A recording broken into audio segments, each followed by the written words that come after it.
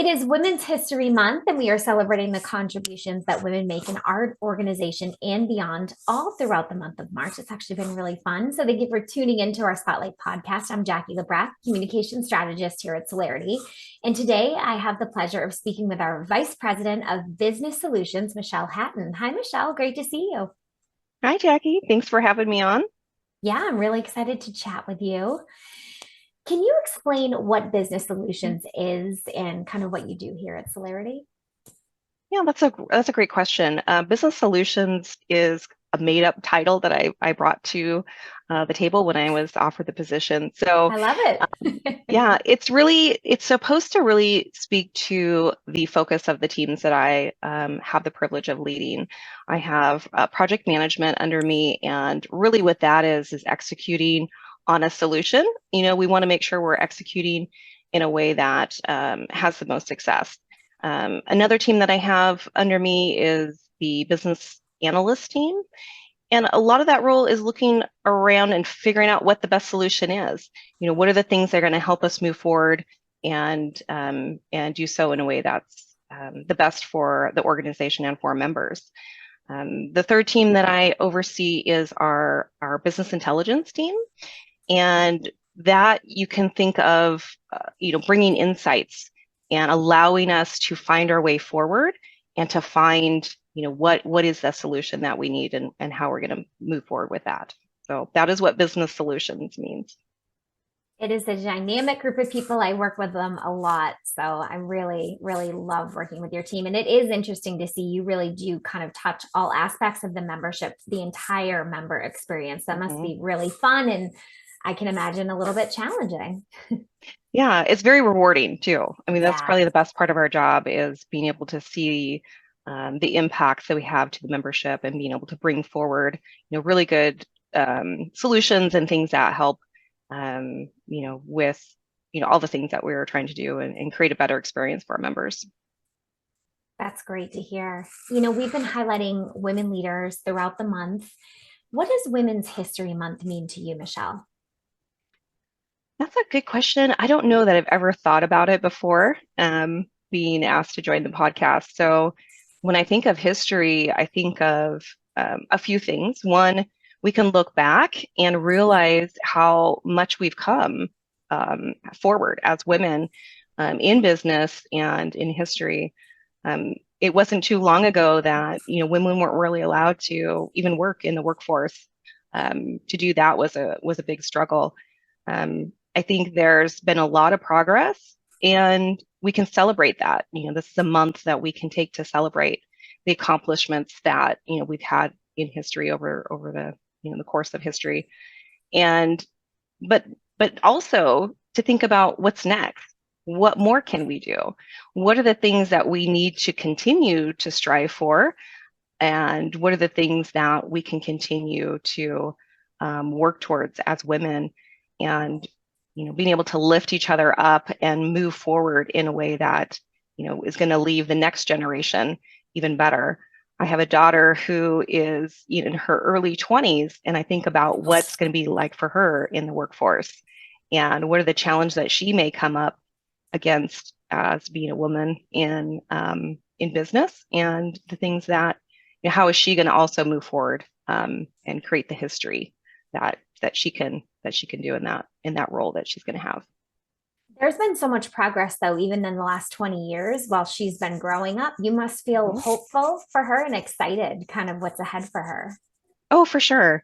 Yeah. And, she was raised very differently than I was, right? I've been a Yes. working mother, and Hmm. my mother never worked. So, even in that ability to give her a role model to show you can have a family, you can, be present as a mother, and still, work and have a career and have, accomplishments in other areas of your life. So it's been one of my, greatest, accomplishments, I guess, to be able to be a role model for her in that way.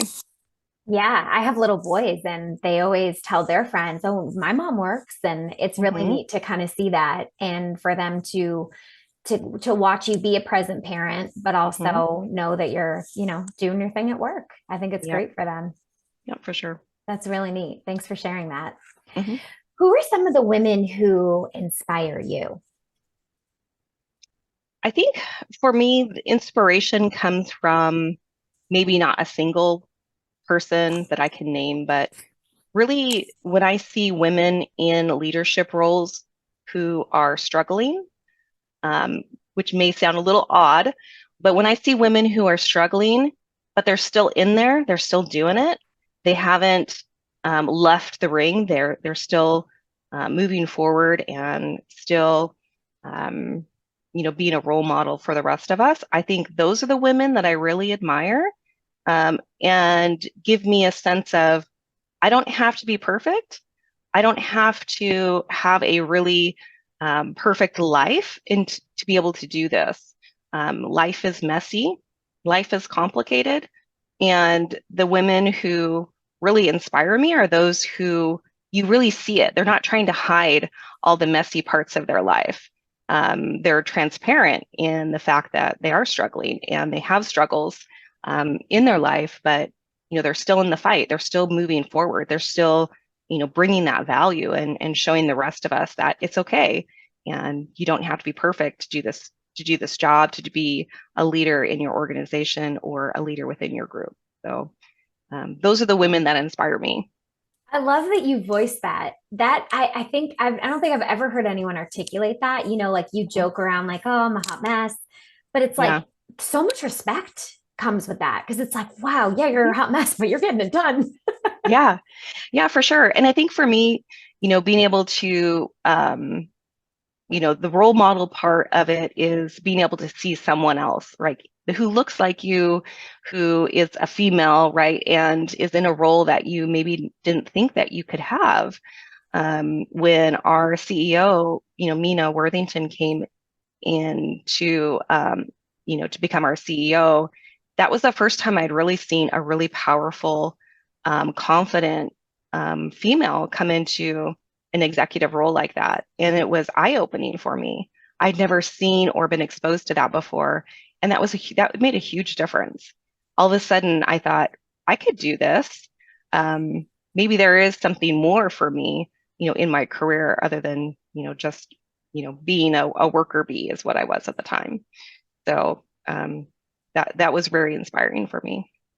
That's really neat. And Mina's talked Mhm. about that in her past. So she really not even realizing it at the time, but she was young, kind of on the front Mhm. lines of a credit union, and she had a female CEO. Yeah. And she's like, even if I didn't realize it at the time, I was obviously representation mattered. And I saw that I could one day rise to that level too. Yeah. So it's really interesting that you've seen that. So Mina's, I'm assuming, been quite a mentor for you throughout your time at Solarity. Yeah. Yeah, she has. So I think it's been about 12 years. She's been kind of mentoring me Mm-hmm. and helping me to really push myself and think beyond, what's today, what I can do today, but really, think about what my career could hold for the future. So, and how I can serve the credit union and those around me in a leadership role. So, she's been very instrumental to my career. Yeah, that's really great. And you are part of an entire team of all women VPs here at Solarity. Mhm. It's an awesome group of women. I interact with you Yeah. all often. I feel lucky enough to do that. What's it Yeah. like to be part of that team? It is pretty unique. It is, there's not a lot of ego in the group, so it's very supportive. It's like having a group of your kind of your girlfriends or your best friends coming together and helping you work through problems, giving you advice on what you could do next when you have something you're struggling with. Yeah. Really being encouraging for each other. It's a really safe group, right? So there's no one mansplaining or trying to really arm wrestle you for different positions within the credit union. So it's been pretty unique. It's been pretty amazing to be part of the group. So yeah, As a I feel really blessed. Absolutely. I love that you just said the word mansplaining because I'm sure you've been mansplained. I've been mansplained many, many, many Yeah. times. Yes. Yeah. So, did you tell me about a time maybe where you felt like you were Mhm. being treated differently because you're a woman, and how did Mhm. you handle it? Sure. Yeah. I worked in technology for about 20 years. So technology is typically a very male-dominated industry or role or whatever. And it was very common for someone, a vendor, or someone within the organization to ask for the IT guy. And I was the IT guy. So That's me. it was well, you've got the IT guy. How can I help you? What do you want to talk about? What do we need to do? So that was a constant type of a hurdle that you would get, and being able to work through that and just be calm and not really take offense to it. That was how I worked through it most of the time. But yeah, it was a pretty common event. Yeah, leave the drama out of it. Just face it as a Hmm. fact. I'm the IT guy. Yeah. And you Yeah, kind of you let them yeah, grow in that moment, yes, probably. Yes. yeah, I that's love right. that. And you talked a little bit about, worker bee. I think you said, Hmm. just doing a lot of the day-to-day tasks, which is, Yep. pivotal to the credit union, of course, but then rising into a leadership role. So Hmm. how did you rise to the level of a vice president?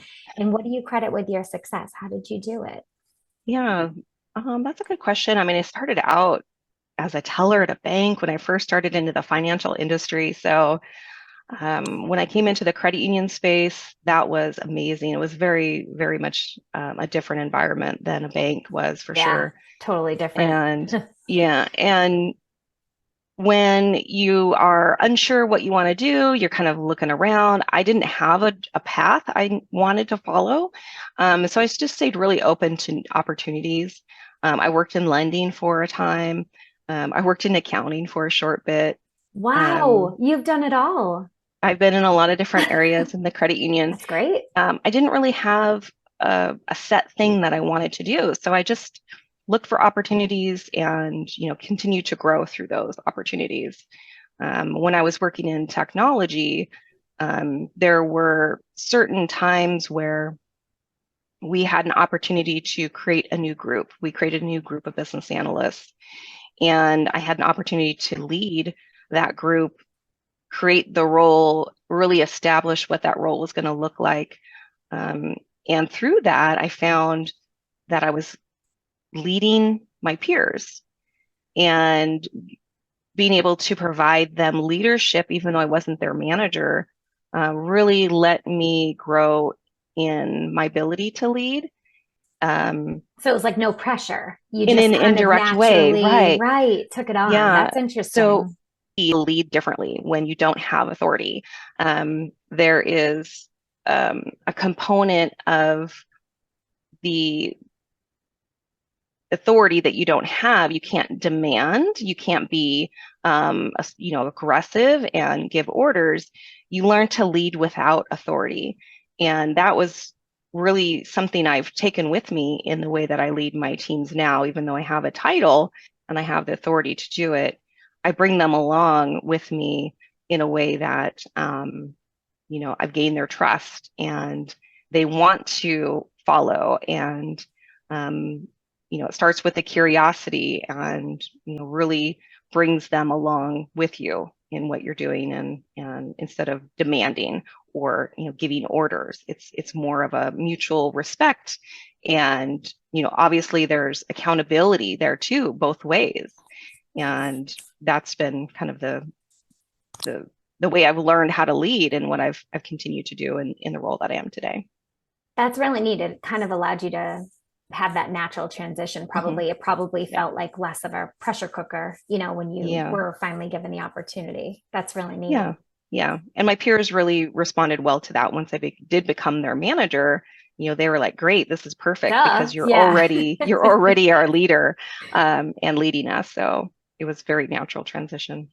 Oh, that helps a lot. That's great. Mhm. Yeah, you had like instant buy-in, which is Yeah. wonderful. Yeah. So I'm kind of curious then for the advice you may give to women who see themselves maybe in a leadership role Mhm. someday, maybe not ready, maybe don't have the chops, maybe not the experience, but they want Mhm. to rise to that level. What advice do you have for them?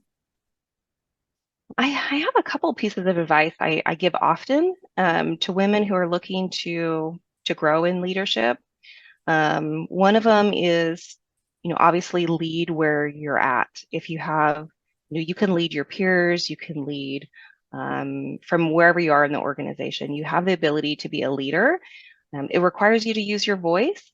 It requires you to be brave and take steps into things that scare you. Because really, that's what it is that holds us back, is that fear. Um, really move forward with integrity, knowing that you are doing the things you want to do because it's coming from a place of integrity, and holding on to that when you are faced with that moment of fear, knowing you're doing it for the right reasons. Um, I would also give them advice that if you don't have opportunities at work to lead, get yourself involved in something else that gives you opportunities to lead, maybe a board, volunteering at a board level gives you a different opportunity to hone skills, to develop skills, to learn leadership where you don't have authority. Um, those have been things that I have used in my career growth to help me to grow as a leader, exposing myself to different things that help me to gain the skills that I need to grow as a leader. Yeah, that makes sense. And it's outside of kind of your area of expertise, if you Hmm. will. So it's probably an Yeah. opportunity to learn so much from different people who are bringing, all kinds of experience from other walks of life. Yeah, for sure. And a volunteer board, it's all volunteers. It is. So They want to be you there. get, yeah, everyone wants to be there. You're all focused on a goal. There's going to be so many different personalities, and really you have to learn how to work with a lot of different people in a lot of different ways. So there's a lot of things you can learn through that experience. That's great. I love that Mhm, advice. mhm. Any parting advice or final thoughts on this Women's History Month or anything else you want to share, Michelle? I would share that the only thing that's going to hold you back is your fears. Once you figure out that you can still move forward even when you are afraid and when you are scared of failure, because it really is the fear of failure Of for course. most of us that holds us back.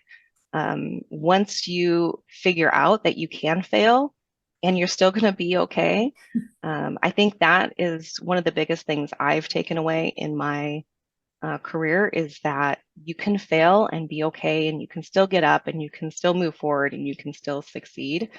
And being afraid of that failure is you got to push through it, and you got to figure out how to do it anyways. So that would be my parting advice. Wonderful. It's been really wonderful getting to know you a little bit better, Mhm. talking about Women's History Month. Thank you so much for joining the Spotlight podcast. Thank you, Jackie. Appreciate it. And to all of those tuning in, we appreciate it. Until next time.